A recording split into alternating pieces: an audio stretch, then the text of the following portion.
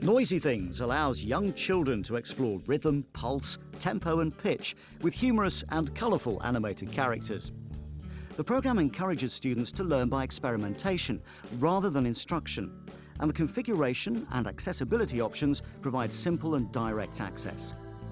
Early years students at Kew Wood School in Southport are excited and engaged by Noisy Things.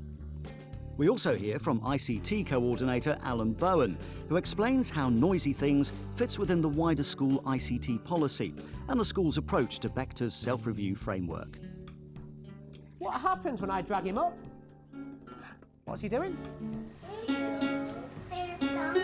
He's getting higher, good boy.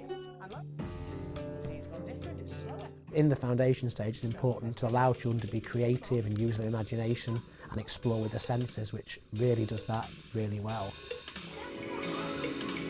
It also obviously links into a lot of the knowledge and understanding in the foundation stage, where they're seeing that computers can be used for more than just drawing, more than just maybe the internet. They're getting a lot of mouse control out of it and becoming more confident using the computers. And you know, they're learning while they're using it without thinking that they're actually learning anything on there. I like all the different colours.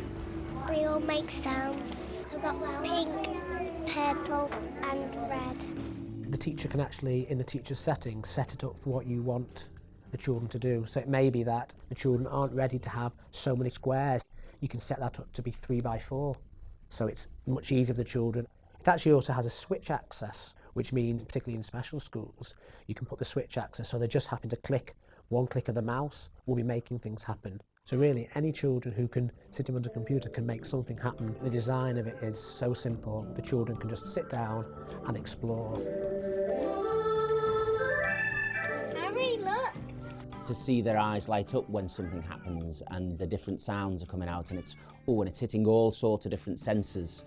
You know, and it might only be that you're assessing their mouse control or their fine motor control, but to them it's a really enjoyable exercise. And then they start to pick that up and go, if I press this next time, I know what happens. And because it's in such a really, really tight structure as well, the children can't wander off too much. And yet the range of things and activities that they can do within such a small environment is huge. As a starting point for embedding ICT within our children at reception and foundation stage, it's great. Seeing if the ICT has an actual impact on the learning is quite difficult. You have to really look through a microscope at your own school, ICT-wise. In that respect, the SRF, the self-review framework, it's brilliant because it gives you an action plan. The action plan then can be put in place and you say, right, this is what we've got to do in order to achieve the ICT mark. And I would advise probably people to fill in a section at a time.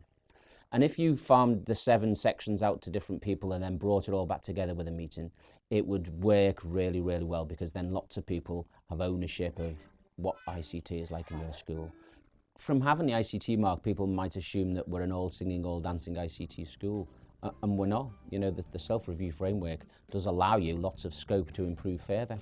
So we just see it as one stage in the process of achieving something better to further our ICT within school.